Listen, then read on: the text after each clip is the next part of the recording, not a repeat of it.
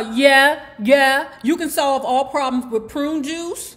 Do they still make Father's John, that damn cough medicine with castor oil in it? Can you still find that in the streets? That you can solve all problems with that. Onions, okay? Because when me and my cousins got a fever, my grandmother would put onions in our stock with ginger ale.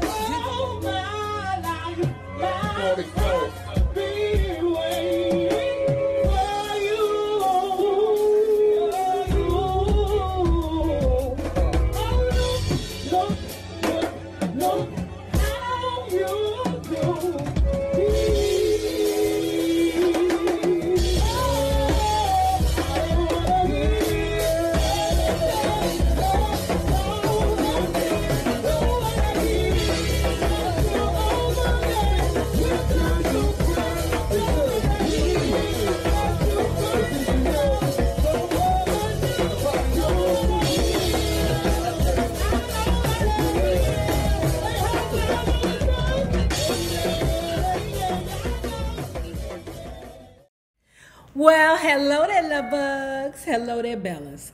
If you have not already done so, please remember to like, share to Facebook, subscribe, and check out Up Top Beauty. I'm sure we have an accessory there just for you. And if you are not already a part of our book club, please remember to hit the Patreon link below and or the join button here on the YouTube. And for a small monthly fee of $5, you babies, yes you, can be privy to all the shenanigans before the YouTube gets it, if the YouTube gets it. Now, let's talk about brothers be yo.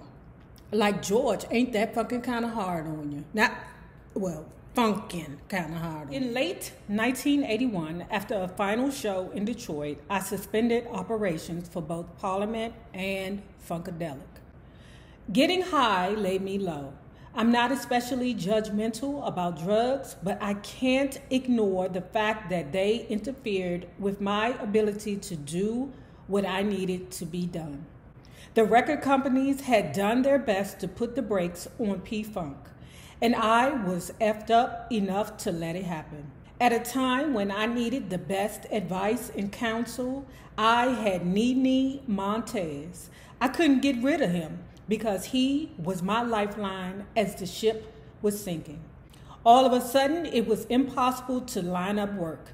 It was like rolling the clock back 15 years, back to the mid-60s, when I was just getting in good with Mr. Wingate at Golden World. So before we go further, let me say this, okay? Nene is a serpent, okay? Crawling around on his belly, looking for victims. You know, there are examples in the book that says that Nene is not a good person. I'm sure it's one dummy walking around here saying, Nene was a good person. You just gotta understand him. He has a good heart. F all that.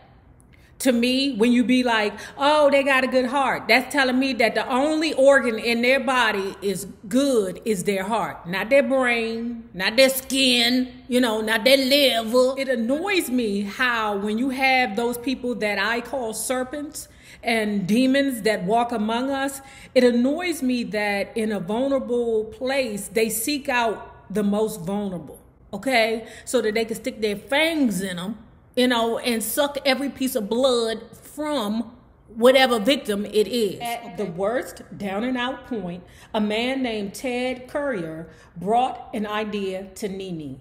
Ted, who was heading up the black music division for Capitol Records, had a band he wanted me and Bootsy to produce. They were called Xavier, and they were also from Dayton, Ohio, like Bootsy is. I think Bootsy is from either Cincinnati or Dayton. You know, y'all always correct me. We would be monitored closely because people weren't sure that we could deliver. We wrote a straight funk record called Work That Sucker to Death. That turned into a big hit for Capitol. Within a few months, the success of Work That Sucker to Death led to a solo deal for me with Capitol. Nene was instrumental in getting the deal, but as always, his style set the tone for my relationship with the label. So, because we did the George Clinton documentary part 1 and 2, we know that part of the reason why the label came to him with a solo deal was because the P-Funk monster beast, not real monster beast. I'm just saying because there's such a powerful brand, not right now, but to me, there'll always be a powerful brand, but not in that moment. George Clinton said in the documentary, there was so many legal issues being tied up with P-Funk that the only act that wasn't tied up in legal issues was him, the George Clinton name. So he decided to come out and do something under George Clinton. Sly, slippity sly, slickety sly, that ninja really did earn his name. Sly still had his antenna up around him, and he wasn't too fond of Ted Courier. Of course not, because they see each other.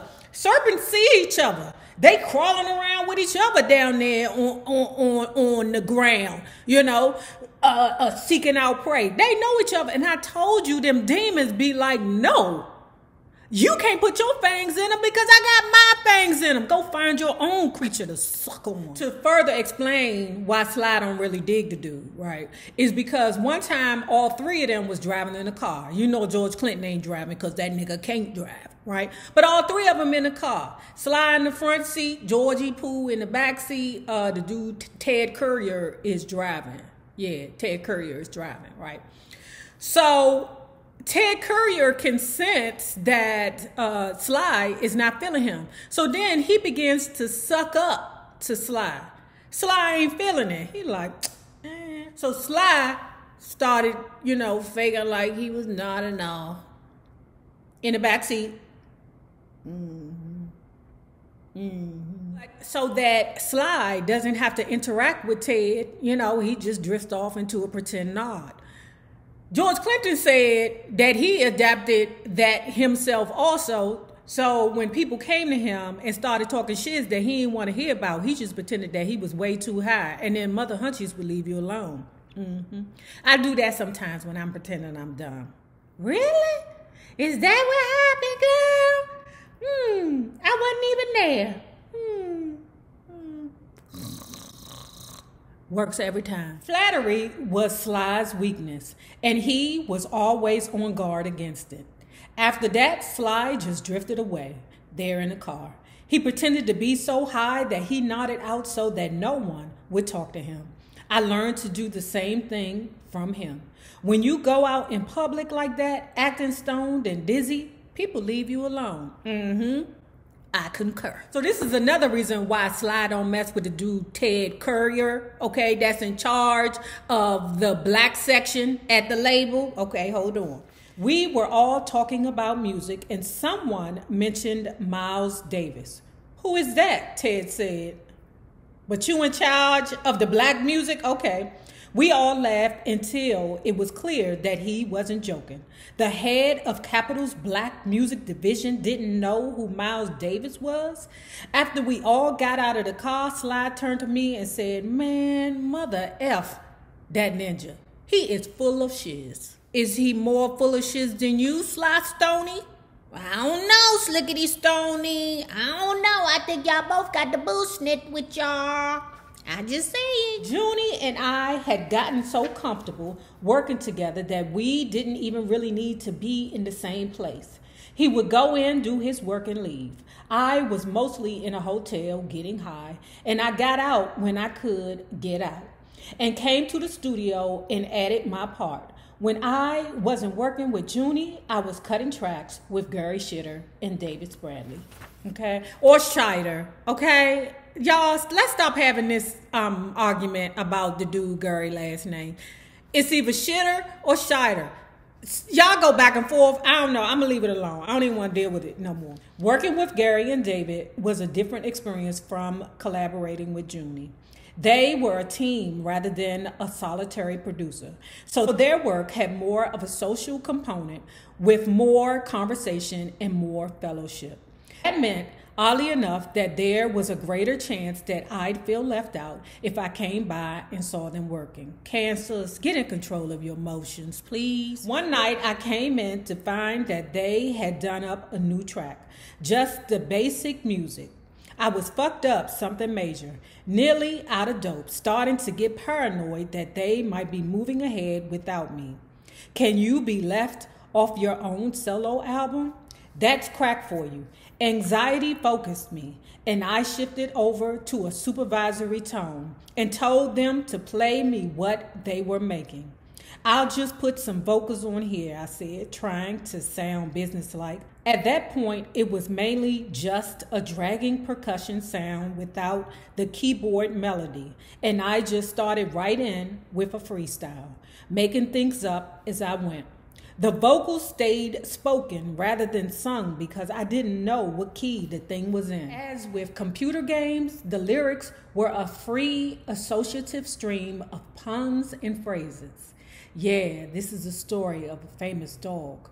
For the dog that chases its tail will be busy. I settled on Atomic Dog because it was a Reagan-era idea, something from the Cold War. I wrote a song about human behavior as animal behavior. Why must I chase the cat? Could have been about pussy, drugs, or money. But no matter which of those you picked, it was still about the unthinking, relentless instinct to pursue. Atomic Dog. Okay, well now we know that. Bow wow wow, yippee yo, yippee yay, bow wow, yippee yo, yippee yo, yippee yay. It was the catchiest thing I had made since the glory days of Parliament. And just as I was finishing up, I got bad news from the past. Neil Bogart had died, not even 40 years old, from cancer. When computer games came out in November 1982, Capitol picked Loopzilla for the first single.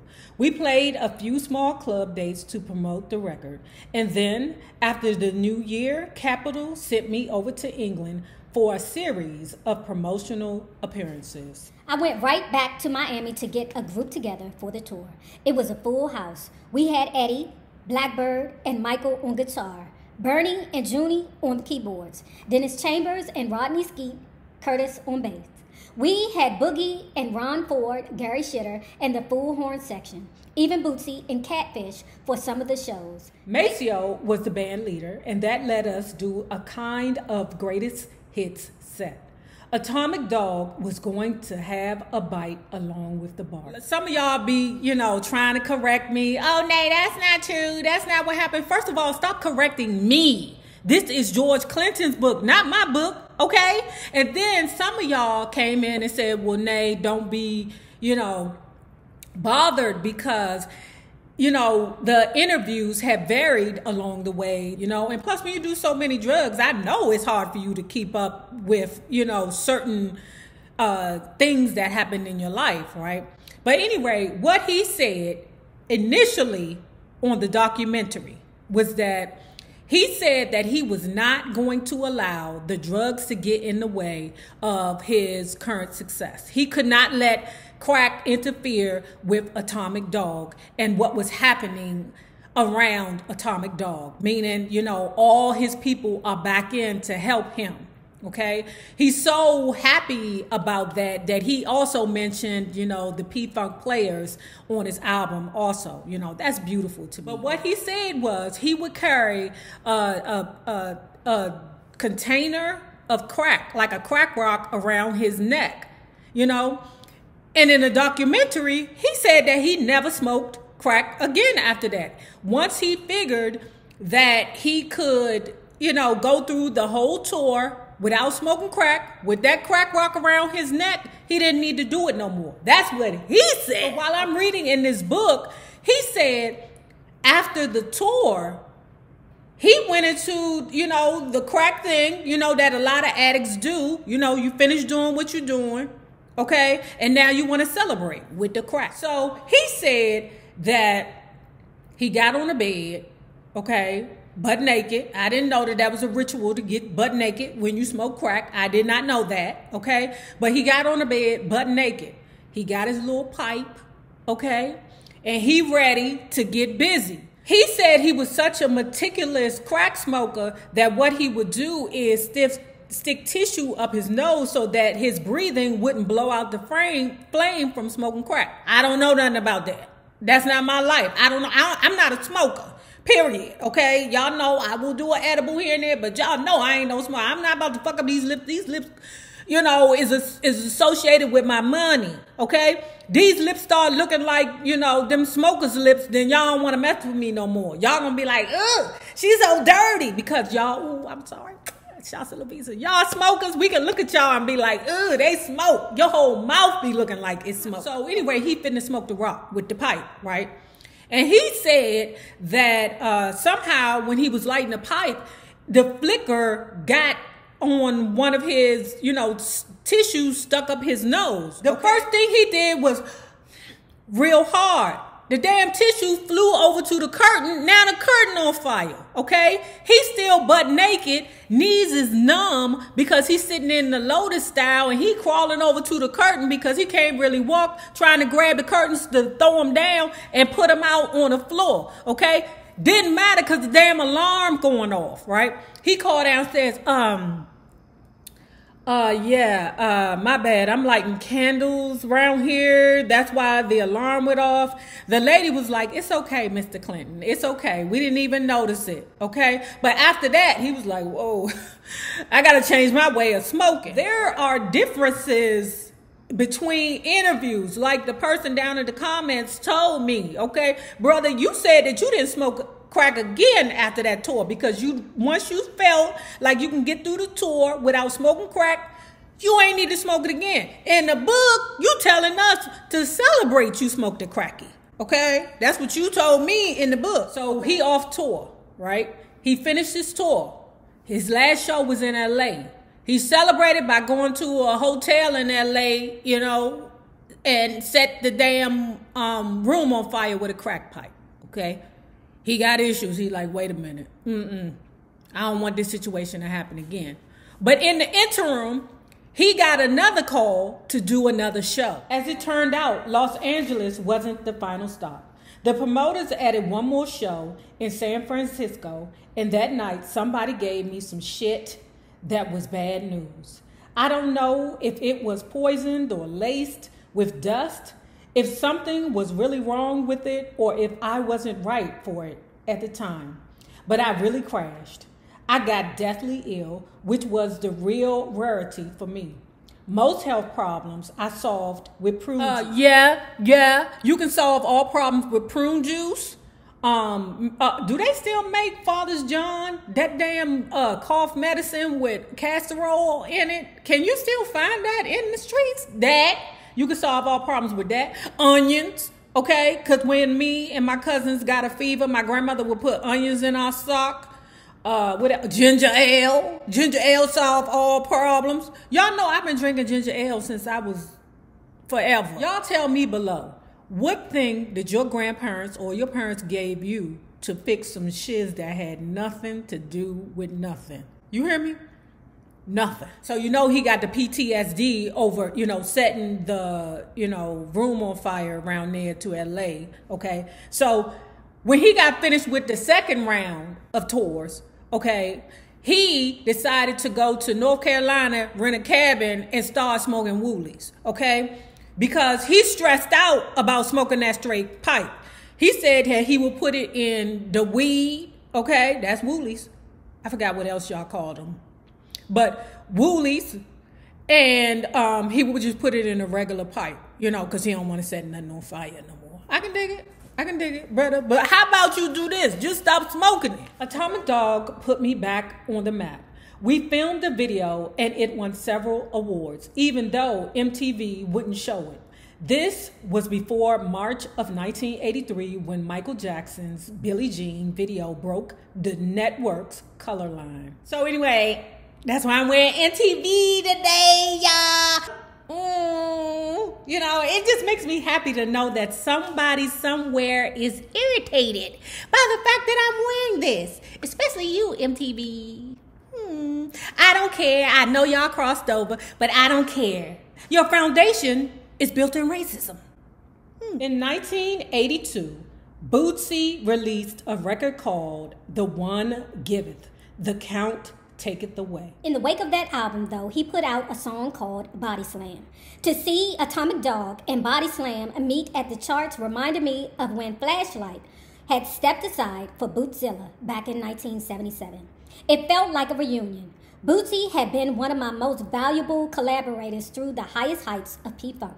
And whenever I heard one of his records, especially after Body Slam, I had mixed feelings. It's like Bootsy never gave up on George, but it was evident to me that Bootsy was like, okay, you're mixed in with that, but I'm going to go over here. I'm not going to let my feelings and my love for you get caught up with you, because even to this day, Bootsy has so much admiration for George Clinton. Urban Dance Floor Gorillas came out at the exact same time as my second Capitol solo album, You Shouldn't Have Bit Fish. Towards the end of mixing You Shouldn't Have Bit Fish, I was in Miami staying at the Sheraton for Ambassadors. At that time, it was part hotel, part residence, and Stephanie and I would go down there for a week. Fish, work, fish, some more. Let me tell you something. His wife, Stephanie, and he's still with her. I know they go back and forth, up and down, I wonder what sign she is, because she's probably like a Virgo. That's what I would say. But anyway, she's friggin' beautiful to me. I don't know how old she is, but she is friggin' beautiful. I love her. I want to suck her face. That's what I want to do. I want to suck her in the face. One day, we came home from the boat, and I had an ounce of cocaine in my pocket. The second we came into the hotel, I noticed that the lobby was all lit up, and that among the normal staff, there was a few strange men. They were clearly government agents of a higher order. So what was happening was George Bush, not the son, but the pappy, okay? What happened was George Bush was doing a speech at the hotel, okay, against drugs. Okay, because remember, Nancy Reagan, say no to drugs. Okay, we know about that right in the middle of the crack epidemic. I don't know how that got anywhere. So they're in the hotel, okay, that George Bush is getting ready to give his anti-drugs speech, right?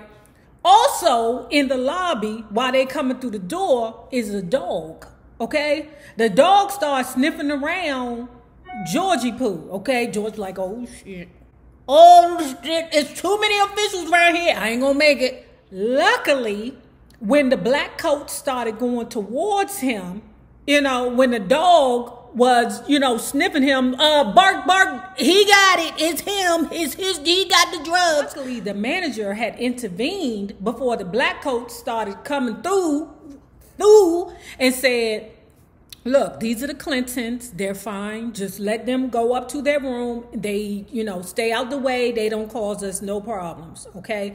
So he was able to get away with going to his room, smoking crack. I don't know if Stephanie was smoking crack with him. I don't know. Now, if you have not already done so, please remember to like, share to Facebook, and subscribe, because it is so important to our success here on the YouTube.